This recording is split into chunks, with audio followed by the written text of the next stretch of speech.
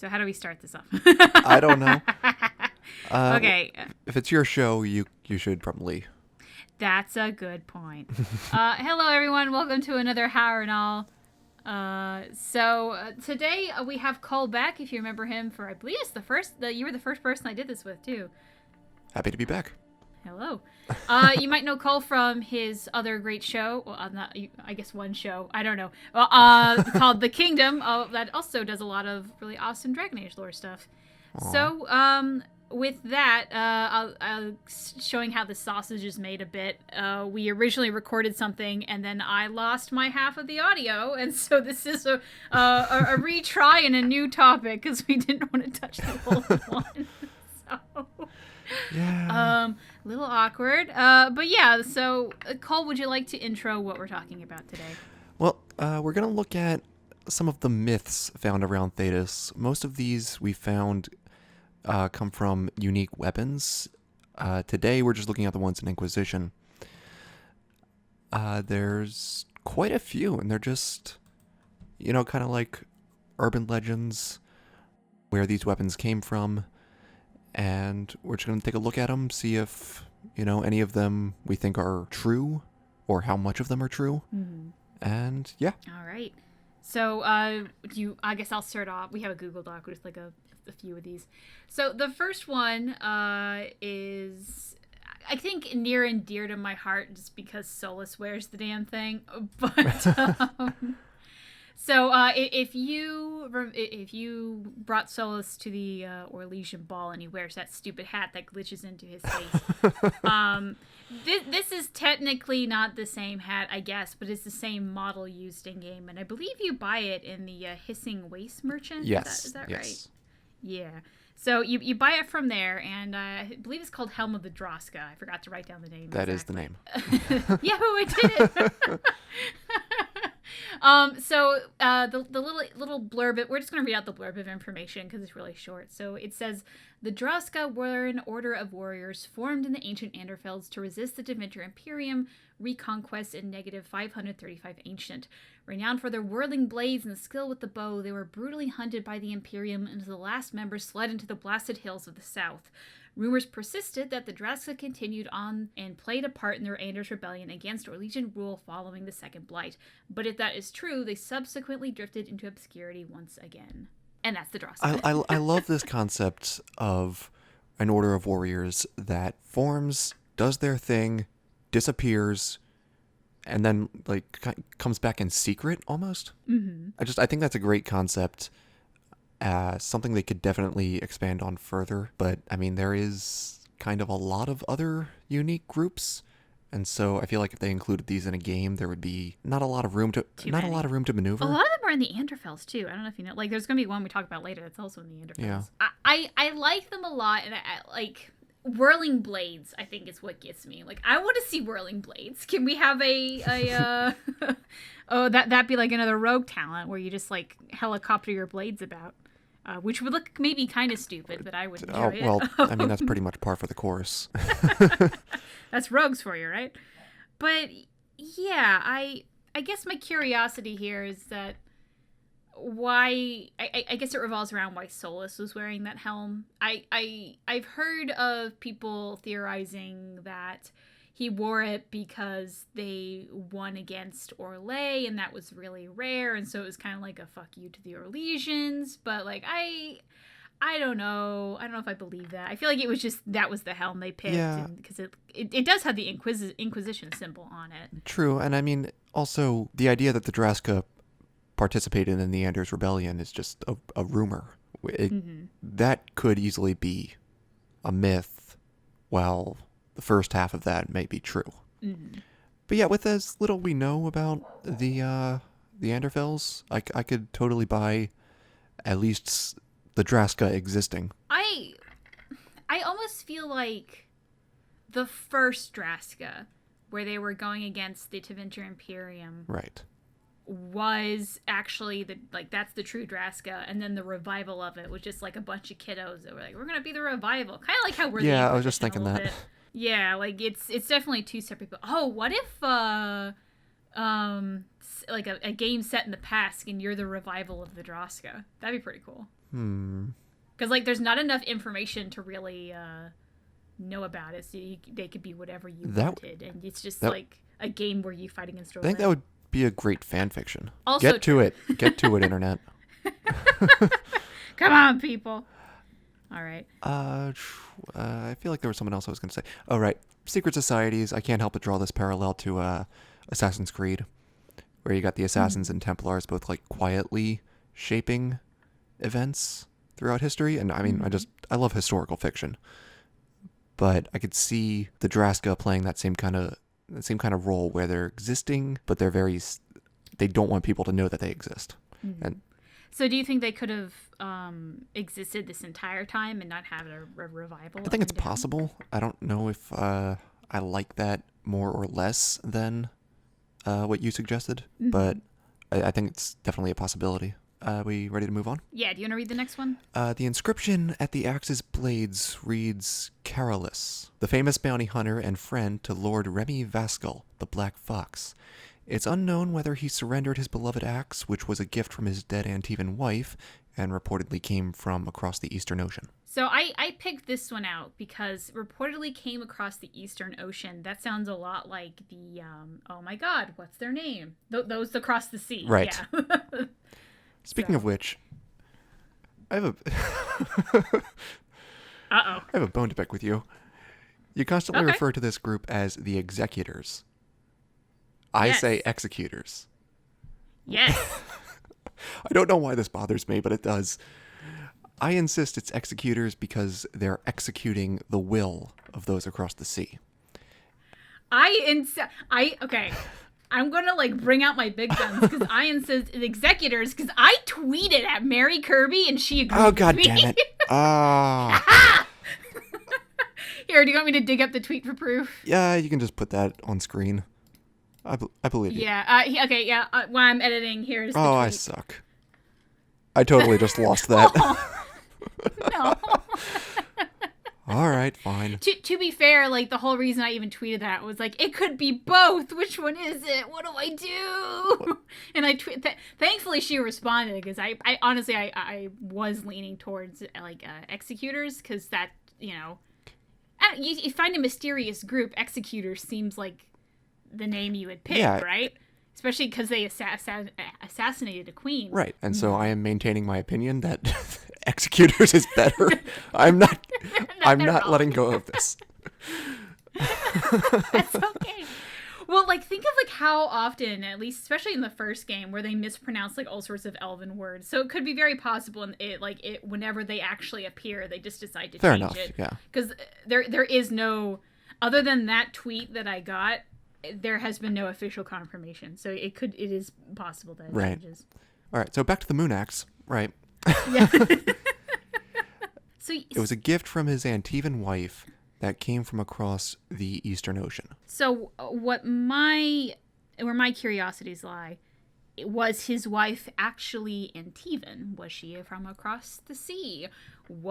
She died, right? Right. How did she die? What's the moon axe from? Why is it called moon axe? It doesn't look like a moon. The thing about the Executors is that they have spies all over the place. Like, I know in the first war table operation... Ooh, let me look that up real fast. So, if you go the Josephine route, she specifically says the Comtesse who knew the marking that they're investigating was drawn in the Comtesse's ledger by a visiting Antivan trader from whom she wanted to buy a ship. So, I guess that's twice now people from across the sea are associated with Antiva. Could be a coincidence, but then we also have, I believe it was Queen Madrigal, who was claimed to have been assassinated by the Executors. Yeah. So, or I say Madrigal, but it really could be either. I'm not like a good person to ask about pronunciation. Well, you were right about Executors. Ugh. It feels. Well, I asked a higher power. It feels wrong in my mouth. The only reason when I say it. Sorry, just making wrong in my mouth is great. Okay. Well, yeah. How did you pronounce it? What, Madrigal? Yeah, that. Yeah.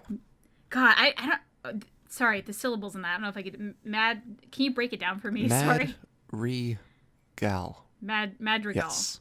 Did I do it? Madrigal. Okay. Madrigal. We'll say that for this. All right. So if she was also assassinated, she was from Antiva. So that's 3 times we're associating the Executors with Antiva, starting to seem like less of a coincidence. Yeah. So do you think that they have, I don't want to say invaded Antiva, but per se Embedded spies? have a very large presence in Antiva, because Antiva is the seafaring area. I could buy it. And it brings to mind, you've heard the legend of Amaranth, right?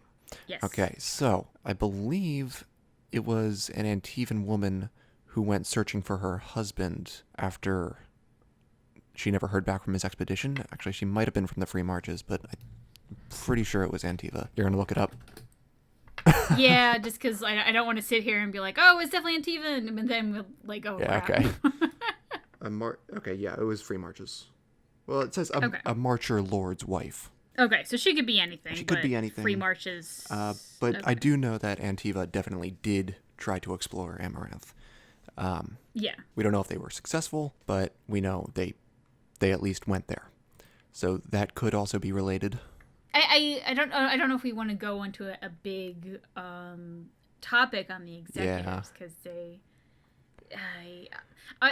one thing I think we both wanted to try to avoid for this particular video is going over like the big name stuff and focus more on the little guys. And I feel like the Executors ride that line, because there's been a lot of talk about them because they're so mysterious. Yeah.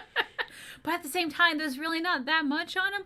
So I guess I brought that up because it's just like one more little bink in like that. Which another one that I brought up is Arrowwood, which I think still kind of fits in that same category. You want to go into that? Yeah, I might as well. I'll read. So this one's from again Inquisition, unique bow called Arrowwood. I don't remember where you find it in the Elven Ruins in Trespasser. There you go. Oh, Trespasser, even better. So this one's a little bit longer, but so I might skip a few things, or I might cut some things out. But an old Syrian. How do you pronounce that? I say Syrian. Syrian? Great, we'll go with that. An old Syrian tale speaks of an archer named Arrowwood who traded his heart to the spirit of an oak grove to become the greatest archer in the world. He conquered 100 keeps and slew the west winds with arrows that, once loosed, could never be stopped. Finally, Arrowwood shot the sun from the sky, turning day to night, and the Gothi sent a messenger to seek out the Witch of the Arbor Wilds.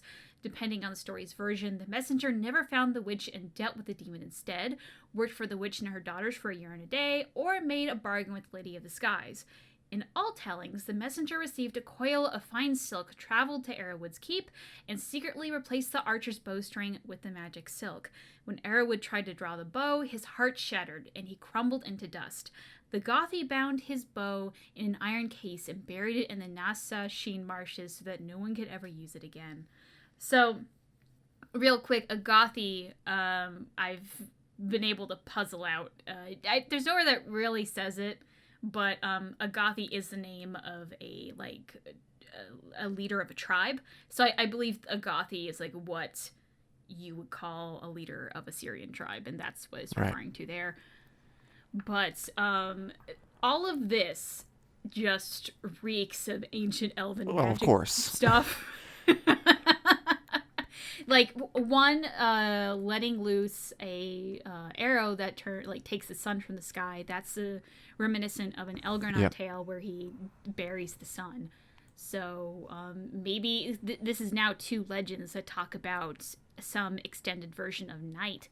So maybe it's even talking about an eclipse, which that would be interesting, because then that likens back to the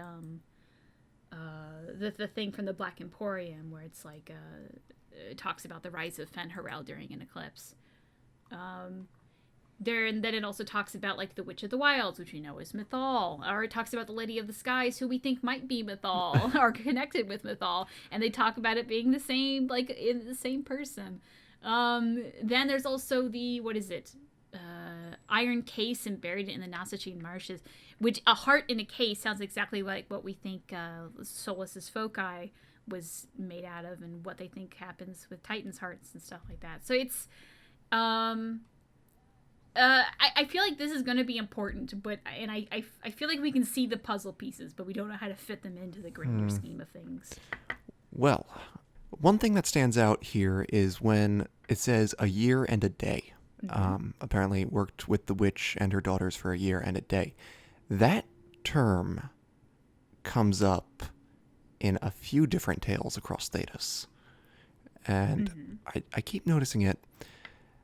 And one of them is Hahren'al and the Tree. Oh, I forgot about that one. I was thinking Dane and the Werewolf. Dane and the Werewolf is another one.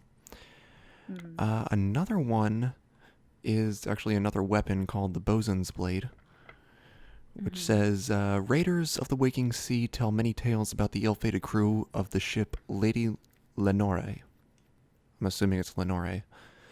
The captain fell prey to a demon, and the lady disappeared with all hands, save one, the bosun. Known far and wide as the most cowardly soul to ever sail, leapt into the sea just moments before the lady sank.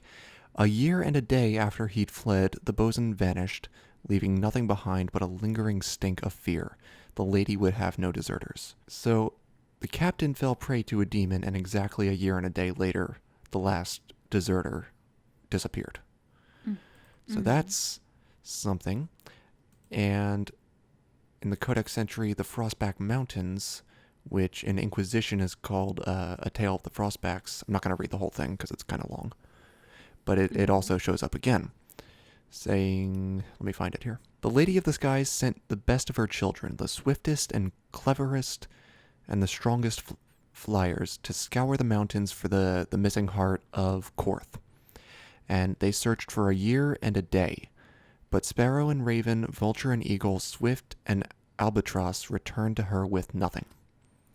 And then finally, another bird went and found it. Yeah, I cannot pronounce that. I had to get Google help me there. It's a weird one. So this phrase pops up again and again. I can't help but feel it means something. What do you think? I wonder, because it happens throughout the series. So here's my thing. It's either something or it's a writing quirk of whoever's on the writing staff. Yeah. I feel like if it was just one game, then maybe it's a writing quirk. But yeah, the Dane and the Werewolf, that's a Dragon Age Origins one. And so is the Frostback Mountains. And then the Hahren'al and the Tree was in a book, The Masked Empire. And then now Arrowwood and the Bosun's Blade have it in Inquisition. Right. So actually the book one helps a lot because we know definitely that was written by Patrick Weeks, while the other ones we aren't quite sure. But we know Patrick Weeks didn't work on the first game, so we're at the very least two different writers that we're looking at here. So maybe it's an editor thing and they just want to say, like, it sounds better than a year. I don't know. So I think for fun, let's take out, like we have addressed, maybe it's just a Bioware thing and this is nothing. We understand that. My dog's barking. We're going to take that over there and ignore it and let's have some fun with it. So what could it be? Well, in all of these, I'm rereading Dane and the Werewolf real fast to find it. Because I had a hunch. Some things cannot be repent. How did he become a werewolf? They made it. Well, they didn't really say how, I guess, but they just said we're going to trade places. And that was it. Okay, yeah. Okay, well, in all of these except Dane and the Werewolf, they talk about a witch, at least or a spirit in one form or another. The ship's captain, the Witch of the Arbor Wilds in Arrowwood, and the Lady of the Skies, I guess, in the Frostback Mountains. And Hahren'al and the Tree was against Andrewul. So maybe it's just a quirk of Mythal and her daughters. Yeah, that might be. Because Andrewul's the daughter of Mythal, blah, right. blah, blah. But, yeah. So there's a possibility. I guess, like, what's the reason? But I really can't think of, like, a good reason of, like, why a year and a day matters. Here, maybe it's, like, a thing. Hold on. I have read it in a few spells in D&D, if that means anything. Yeah, because, like, let's be honest, for most of the staff for giant nerds or tabletop nerds. Do we have anything else on Arrowwood? I could talk about this all day, but I think that's about it. So Dal Valasan, it's a bow. Do you know where this is found? I believe it was somewhere in... before I just eat my words, let me look it up real quick. Here, you read the thing. I'll look it up. The fabled elven smith Tanalith of Halam Sharal once made bows for the Fade Hunters, those emerald knights tasked with protecting the Dalish kingdom from Maleficarum and demons. So basically, these were like the Dalish Templars. That's what I was thinking. Real quick, this was found in the Frostback Basin in the Jaws a Hack on DLC. You can buy it from Stone Barrel. That is interesting. Why would it be all the way down in the Frostback Basin if this originated in the Dales? You can't. Well, hold on. You can find it. It says looted from a chest next to the fast travel point in the camp near Varstaten River during the quest on Ameridan's trail. Ameridan was from the Dales, so maybe it's left from him. I like that. Maybe. I like that. Because his job was to, granted he was doing it for the Seekers, but he was hunting down Maleficarium. So maybe he considered himself like a part of the, what are they called? Fade Hunters. Yeah, Fade Hunters. Yeah.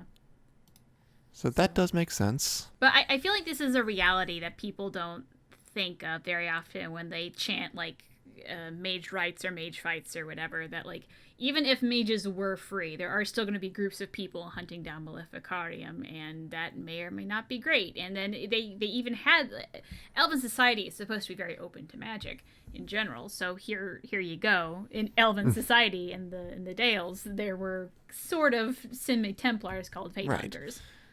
That gets into a Thedasian political discussion. A little bit, yeah. So the Fade Hunters, is this the only mention of them? I couldn't find them anywhere else. Because when you look up Fade and Hunters, you find things about the Fade and you find things about Hunters. Okay. So I couldn't really find anything. So they started out as Emerald Knights, and then they became a subgroup which hunted demons and rogue mages. So if the Emerald Knights were all pretty much stamped out, at least in any official capacity, then the Fade Hunters probably were too. Oh, probably, yeah. So... Because I would imagine that, when the Chantry enforced an Exalted March on the Dales, they probably would have called upon the Fade Hunters to go against the Chantry mages. That would be my guess. The Chantry, would they have even employed mages? Because it was only Orlais that provided the troops. Oh, yeah, but, Orlesian mages, they, Oh, no, yeah. There's Orlesian mages in just the Orlesian Civil War. I can't imagine they wouldn't bring them out for the Dales. Fair enough. Especially since the Dalish have their own magic. That is true. Okay. Okay, do we want to go with the next one then? Or you have something? So, the Grundman's bow. You want to take it away? Yeah, I'll take that one. So this one's a bow called Grundman's bow. Who would have guessed? The Enderfells Green Men warriors began with a hunter of the Murdain, Grundman, who famously saved the people of Hosberg from starvation by crossing Darkspawn lines in the First Blight. The order began in his name, leads caravans to the dangerous wandering hills to the distant ports of Laish, and comprise of the best marksmen in Thedas. So, I think this one's a twoer in my mind. One, the Green Men, which is, I guess, less of a legend. This one does legitimately sound like a real thing. And then it also has the port of Laish. Am I saying no? I'm intimidated. Oh, why are you intimidated? The Volk. Oh my god! Because I remember getting. Oh, the Volk. I remember getting into this discussion in my Beyond Thetas video. And I'm just having flashbacks of all the headaches. Welcome to Laish. Oh god. But yeah, so it's I don't think these green men they're obviously not the Volca, because they kind of was just like, we want your stuff, goodbye, they're not going to stay here. But this mentions that they were bringing stuff to the port of Laish, and Laish is the only reason it even existed. Because if you don't know what Laish is, if you look at a map of the Enderfells, it's mostly desert, and then on the way far side to the west, there is a little bit of a lake and a port city that was there for some other reason. And the only reason it existed was because these people would come from across the sea and be like, hey, we got this stuff. You have, I think they mostly wanted lyrium, right? Yeah, like give us your lyrium and we're just gonna go. And they were kind of mean about it. So these green men would take stuff over to Laish and probably trade it. Probably these guys are doing a lot of lyrium. Yeah, that would make sense. Can't imagine Laish just in its own has a big supply of lyrium. Probably not. I mean, there might have. I don't know though. There would have to be some dwarven something nearby, and we haven't, other than Kalsha Rock, but that's really not that close. Yeah, no. I guess another question is like, why are they called green men? And like, why is that kind of the worst name I've heard for a group of people? The Grundman was the guy who started the order. Yeah. So they could have just like kind of twisted the name a bit to be green men. Oh God, this would be a question for Fussel. So, because like I don't know if you know of Fusselkorn, German guy that does Thedas lore too. Oh. He like I said, he's German. Enderfells has a lot of German influence. Does Grundman mean green men in German? Okay, hold on. Let me Google this. I mean, I could see it. Grundman, huh? When I Google Grundman, I just get the dragon thing. Probably. Let's try Google Translate. Yeah. Or you know what? Better. What's German for green? It'd be a lot easier. Is Grun. Yeah, okay, there you go. Or GRU with the thing on it. Yeah, we're good. German. So if I say green man for English, it'd be Grunner man. Yeah, so it's pretty close. Okay. Yeah. So I'm assuming that Grundman is the Enderfell language that means green man. So it's a literal translation then. Okay. And so it says this order still exists apparently. Yeah, but where to? What are they there for? Are they just crossing like this says the order began its name, leads caravans through dangerous wandering hills to the distant port of Laish. Granted, Laish is being started back up again, but like... I mean, that could just be a description of like how far their influence spreads. Oh, I see. So it's not just one route. There's a couple things. So it's just kind of like for lack of a better term, like a taxi service? I guess kind of. I mean, did the Enderfells even have a standing army? I don't know. They're such a mess. Like, they really rely heavily on the Grey Exactly. Warriors. So I'm wondering, like, if the Enderfells even have... If these are, like, the equivalent of Ben Hastrath? That might be a poor example, but I can't think of any other Thedasian examples. Yeah, really just... Because it sounds like they're just following merchants around and making sure they get there safely. Yeah. So I almost want to say, like... organized mercenaries? That would make sense. You know? It kind of reminds me of the Silver Order in Ferelden, which we hear don't really do much. I don't know. Yeah. Well, do we want to go to the next one then? Yeah, I was just thinking that. Yeah, we're done with this. Okay. All right, so next is a sword called the Caliban. First wielded by Caliban, the most famous of the non-Pentagos dragon hunters. He claimed to have slain the last dragon in the early Steel Age. He was notorious for his commoner heritage and sexual appetite. After the death of his lover, Queen Fionn Theron, he went into self-imposed exile, and some say trained a secret warrior order in the Frostback Mountains called the Calibanites. Yeah. So... I guess what stands out to me most, and this is going to sound weird, is the sexual appetite, because Reavers, they get kind of, I guess what I'm thinking is, I think this, rowdy's a good way to put it. I think this guy might have been a Reaver. That definitely makes sense if he was a dragon hunter. Mm-hmm. And then also, apparently, really horny, which, that's such a weird thing to add, but whatever. This guy, really good with dragons, also really horny. Oh, thanks. Thank you, history. But yeah, I'm... What are the Calibanites? What are they? A secret order of what? What are they do? Yeah, that's always the thing with groups like these. It's like, all right, well, what do they do when nothing's happening? Yeah, like, did he hate dragons so much they're an order devoted to stopping dragons? If so, what did they do for, like, all those years when the dragons disappeared? Yeah. Because he said he killed the last one. So if he trained people to hunt dragons, then he would think that he didn't kill the last one. You know what I mean? So he just... Sorry, I'm looking up Fionn Theron, his lover.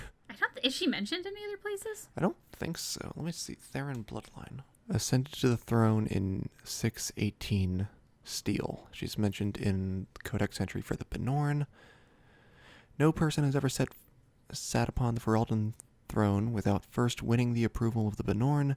Queen Fionn, who had the misfortune to take the throne in the 18th year of the Steel Age, wrote of the Benorn, "There have been 3 wars since this year since fought over elopements, 5 fought over wool, and 1 started by an apple tree. It isn't even winter yet. Who would believe that these same bands, now trying so hard to kill one another, just last year united to give me the crown?" Okay, so she was the lover of a non-Pentagos dragon hunter. I guess that's why, maybe he hunted predominantly in Ferelden. Yeah, that makes sense. He set up in the Frostback Mountains, which makes me wonder if the Avar knew about him. That would make sense, because if it was just the Frostback Mountains, and perhaps some of his students were even part of the Avar. Oh my god. What? What if he set up base in Skyhold? Oh. Because yeah, Frostback Mountains, the secret word. Oh, and shit. And the castle's changed hands many times. Okay, hold on. Where can we find this sword? I don't Where know. is it? Find the sword. Where are they at? Caliban? No, not Marvel Comics. No. There's a Marvel Comics. Yeah, it's on Wikipedia. I wouldn't know about that. Looted from the Kaltenzan High Dragon in Empire du Lion. Ah, dang. Okay. I was kind of hoping it was like Trespasser or something, Yeah. and then we'd be like, whoa! Okay. Well, if it was looted from a high dragon, then that means, like, did he try to fight a dragon one more time and it ate him? Yeah. Or, like, so maybe he found out that dragons were going to come back, and that's what the secret orders for, was to stop that, and then he failed. Yeah, that could be the case. I can't imagine they had very many numbers. Probably not. But, like, look, this is, like, one guy fighting dragons, though. Like, he don't need the numbers. He could do it on his own. Yeah, but, like, 400 years later? That's true. Okay. I kind of like the Skyhold idea, Yeah, though. me too. I just thought of that. This is one of those times where I just want to, like, force my will on Yeah. Bioware. Like, he took all the Skyhold. I have a lot of moments like that. Yeah. Hey, Bioware, hit us up. We have a lot of passion, and give us money. I'll write for free. I volunteer. Oh, I don't. Pay me.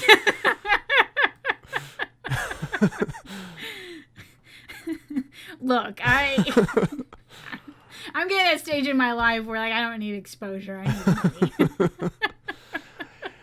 All right. So, Oh, God.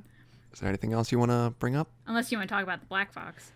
I feel like the ship's already sailed for that, but sure, we can talk about the Black Fox. Just back. Okay, so earlier we talked about the Moon Axe, which belonged to a bounty hunter that was a friend to Lord Remy Vaskell, the Black Fox. The Black Fox appears in several legends, not to be confused with the Dark Wolf. Yeah, different. And he was like this kind of Robin Hood type character. Mm-hmm. You probably know more about him offhand than I do. Well, I would say yes, because I have the wiki in front of me right now. But Okay. but yeah. So the story, how I remember it, because I'm not going to sit here and read through this whole Wikipedia page, is that he was kind of like a Robin Hood type character, and he always had this one particular guy on his back, kind of reminiscent to what's that? Les Mis, Les Miserables. And it's there's a lot of like different stories about him, and you don't know what is true, what is false, if the guy existed, if it was more than a guy or whatever. But it kind of all ends, and like all the stories agree that Black Fox, along with a whole bunch of other companions, entered the heart of the Arlathan forest looking to find, the sunken city of the elves, and they never returned at all. So we kind of assume that he did exist because like Empress Celine and a whole bunch of the other Orlesian noble people actually have items that supposedly belong to the Black Fox. Apparently Duke Bastien, which is Vivian's husband, trained under him, apparently. That's what Wiki's telling me World of Thedas says. So let's see, that was... Remy was born in 863. All right, yeah, timeline. I was worried the timeline didn't line up, but it does. Yeah. Bastian's, he's old. But I mean, yeah, 863 is close enough to the Dragon Age that, yeah. Oh, yeah. That definitely works. But it's interesting. But it's... Oh, sorry, it's just interesting that we find so many things that belong to him, and we find them across all 3 games. Well, actually, 4 games if we include Awakening. So there's a ring and a jerkin in Dragon Age 2 that belong to the Black Fox. We can find the fox's bow in Origins and the fox's pendant in Awakening, and then the moon axe in Inquisition. And then in Masked Empire, there's also like a bunch of the items that Celine has a ring by the guy. Right. So, and this was clearly a skilled person. So I'm tempted to think, I was tempted to think they just fell victim to other dangers that were in the Arlathan forest. But I mean, this is a skilled guy, and he had a lot of people with him. I feel like that doesn't just happen. So, I don't know. What do you think happened? I don't know. I can see 2 possibilities. One, there was something like super dangerous in the Arlathan forest, and that's why they never returned. Or they never actually went there. Him and his buddies just wanted to retire, and so spread rumors of one great, last thing, So that's what I'm, I like guess, wondering. You know what would be badass? If we meet him in the next game, and he'd be almost 100. No. Like, he'd be 80 years old. No, he'd be like, I mean, it's 944 at the end of Trespasser. He was born in 863. So, okay, he was close to 80. Yes, you are correct. But, I wouldn't put it past him. He'd be like... Now, if we did have, like, a kick-ass 80-year-old guy in our team, I wouldn't be opposed I didn't mean as a companion. I just thought, like, maybe just a wise old man that you meet. And he tells stories, and he seems crazy, but he's not actually crazy. He had a lover. Could meet his kid. That is true. Of course, his lover betrayed him, so... Well, yeah. That doesn't mean she wasn't pregnant. That is true. Weird, but you never know. I guess why this guy interests me so much is like you said, he just pops up all the time. He's mentioned in every game. He's mentioned in at least one book. So if he isn't more important, that's one of the few legends in Thedas that have been mentioned in every game and isn't important. Like, other than the elven gods, the old gods, the, stuff with the dwarves, like, this is kind of the only one that's brought up all the time, and then they're just not doing anything with it. So do they plan to do something with it, or is it just kind of like some background noise and they keep going back to it because it's easy? Just because it's background noise doesn't mean it doesn't tell a story on its own. I mean, they could take this somewhere just in, like, the very... back where you really have to dig into the lore to figure it out. I like that sort of thing. But like I said, I feel like the payoff would be actually meeting him or someone related to him. Or at least like if he is dead, finding out what happened. Oh, that would be awesome. Like going like what if you got captured by elves and then so do you, and then you're in the dungeon, you have to loot something off a dead body, and it's like the Black Fox's I don't know, lockpick set or something. Or, I mean, we're going to Deventer. We could explore the Arlathan forest ourselves. God, I hope so. Please. All right, so I think we're getting a bit off topic there. Is there anything else you want to bring up? That was all I had. So you mentioned that this is mostly Inquisition stuff. Like, I did look through Origins and Dragon Age 2 stuff, but I feel like there wasn't that much that kind of fell into this category. Like, there are a few things, but like nothing I thought were like super interesting. Right. But so yeah, these are kind of the small-ish legends in Thedas. Did you have any other ones? Or? No, for now I think that's about it. There are others, but like you said, they're small, or they're either too small or too big to talk about. Mm-hmm. So the question is, if we do this again, do we just talk about one big one or like all of the little ones? Which I feel like that one's just like a list. Yeah, at that point it's just a list. We could probably do one big one. Well, I guess that's all I have. So, Cole, if we're ending it here, where can people find you can find me at the Kingdom YouTube channel. Katie's gonna link that in the description. And yeah. All right, and then you guys can just find me here because this is my home. Yay. Well, with that, guys, I think I had a special ending message for these, and it's been a while. I'm gonna forget about it. But Drassaka, goodbye.